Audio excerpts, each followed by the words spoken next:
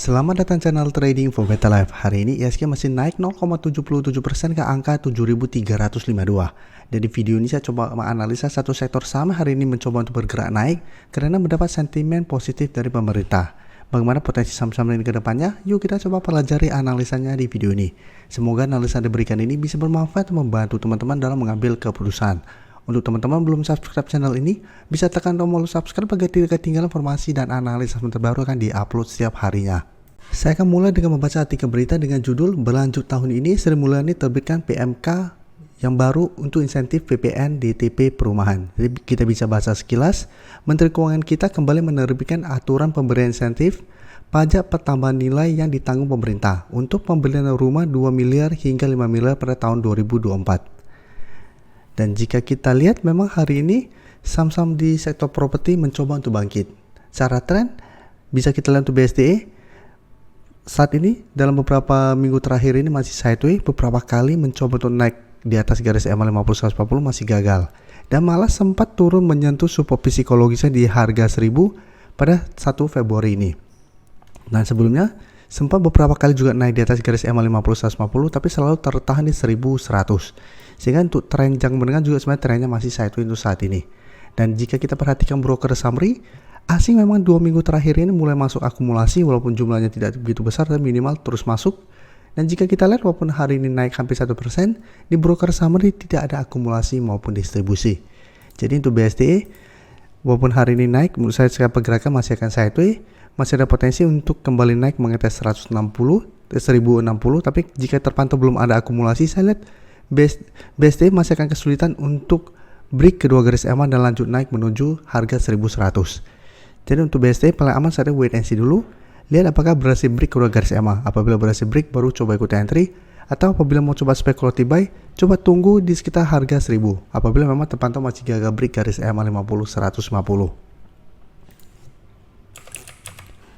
Dan selanjutnya P1, jika kita lihat secara pergerakan juga hampir mirip dengan BSDE. P1 hari ini masih naik juga hampir sama, hampir 1% ke 426. Tapi untuk P1 candle hari ini tidak begitu oke. Sempat naik mendekati garis EMA 150, saat ini sekitar 436. Tapi pada saat penutupan kembali berada di sekitar garis EMA 50. Yang saat ini ada di sekitar 424. Jadi untuk P1 juga saat ini masih mencoba untuk naik di atas garis EMA 50.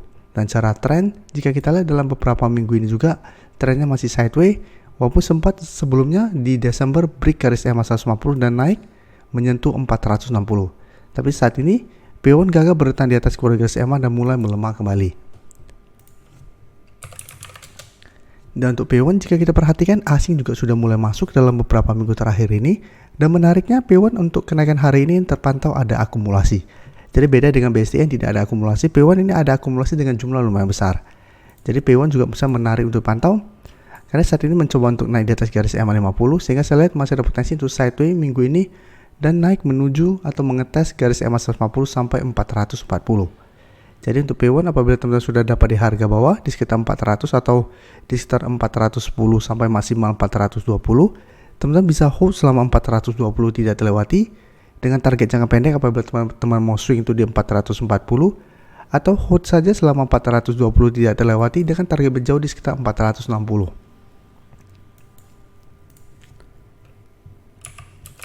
Sekarang kita coba lihat SMRA. SMRA hari ini juga bisa kita lihat juga bergerak naik hampir 1% juga tapi tidak mencapai 1%, naik ke harga 560. Dan bisa kita lihat pergerakan tiga sahamnya hampir mirip semua. Cara pergerakan saat ini masih bisa bertahan di harga 550. Setelah menyentuh daerah support ini, SMRA juga masih bisa bertahan dari rebound tapi beberapa kali mencoba untuk naik di atas garis EMA 50-150 masih gagal. Dalam satu minggu terakhir pun untuk SMRA bisa kita lihat berhasil rebound dari 550, mencoba untuk break kedua garis EMA ternyata gagal dan melemah. Dan hari ini jika kita lihat SMRA juga sempat mendekati harga 550 kembali. Dan sempat naik juga mendekati harga di 570 atau dekat dengan garis EMA 50 di 570. Jadi secara pergerakan SMRA juga sebenarnya trennya masih sideways. Dan jika kita perhatikan untuk SMRA malah asing satu minggu terakhir mulai keluar kembali. Dan kenaikan SMRA hari ini terpantau malah ada sedikit distribusi. Jadi walaupun cara tren hampir mirip sama-sama sideways dan untuk tren jangka menengah masih downtrend, dan masih gagal break kedua garis EMA. Tapi untuk SMRA asing terpantau tidak masuk akumulasi, malah masih distribusi, dan broker summary hari ini juga terpantau masih ada distribusi. Jadi secara tren SMRA tidak sebagus teman-temannya. Jadi apabila teman-teman mau coba pantau saham properti, menurut saya coba fokus ke P1 atau BSDE apabila teman-teman pilih antara ketiga saham ini, karena ini malah masih ada distribusi dan asing belum masuk. Dan sekarang kita coba lihat CTRA.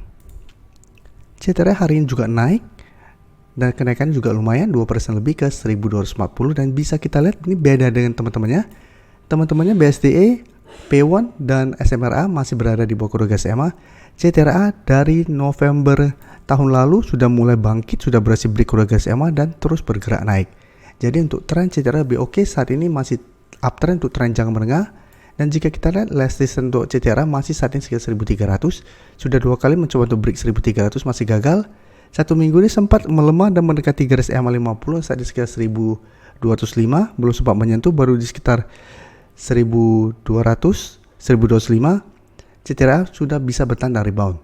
Dan CTRA jika kita lihat kenaikan hari ini membuat CTRA saat ini mencoba kembali untuk melewati harga 1250. Ini juga merupakan resisten yang sebelumnya beberapa kali juga menahan penurunan dari saham CTRA. Tapi secara tren CTRA lebih layak untuk di hold dibandingkan teman-temannya. Ya, secara tren masih oke untuk di hold. Dan bisa kita perhatikan sini, CTRA juga asing masih terus masuk akumulasi walaupun sempat tanggal 15-16 ada distribusi. Tapi secara keseluruhan bisa kita lihat ini masih akumulasi. Dan kenaikan 2% lebih hari ini juga bisa kita lihat ini masih ada akumulasi. Jadi CTRA menurut saya masih layak untuk di hold apabila teman-teman sudah punya. Tapi untuk yang belum sempat entry, menurut saya paling aman adalah coba tunggu kembali di sekitar 1200 sampai garis EMA 50, di sekitar 1205 untuk entry di sekitar daerah support ini, daripada paksakan untuk entry di harga sekarang.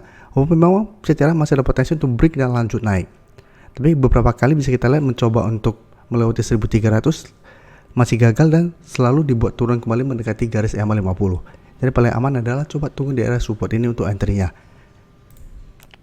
Saya ingin memberikan sedikit informasi bahwa saat ini channel YouTube Trading for Better Life sudah mempunyai fitur membership. Jadi fitur membership ini apabila teman-teman mau join, bisa tekan tombol join ini. Bisa kita lihat di sini. Cukup dengan 29.900 atau 30.000 per bulan, teman-teman akan menjadi bagian atau member dari channel YouTube Trading for Better Life. Jadi teman-teman bantu mensupport channel ini. Dan dengan menjadi member, teman-teman akan mendapatkan live streaming setiap hari Minggu pada jam 9 malam. Untuk informasi lebih lanjut, teman-teman bisa pelajari di video ini. Untuk teman-teman yang baru mensubscribe atau viewer baru dari channel ini, banyak yang bertanya, Pak, aplikasi yang dipakai apa sih? Bagaimana cara menentukan EMA 50 dan 150 dan sebagainya? Teman-teman bisa klik bagian playlist ini. Jadi teman-teman bisa cari channel Trading for Better Life, klik playlistnya. Di playlist ini banyak video-video edukasi yang teman-teman bisa pelajari. Jadi untuk aplikasi yang dipakai maupun cara baca candle, technical analysis, bandarmologi, semua ada di sini. Jadi teman-teman bisa coba cari di playlist untuk pelajari video-video edukasi yang sudah pernah kami bagikan sebelumnya. Terima kasih telah menonton video ini. Like dan share video ini bila bermanfaat bagi teman-teman, dan support channel ini dengan cara tekan tombol subscribe agar channel ini bisa makin berkembang dan bisa membantu lebih banyak orang lagi. Terima kasih.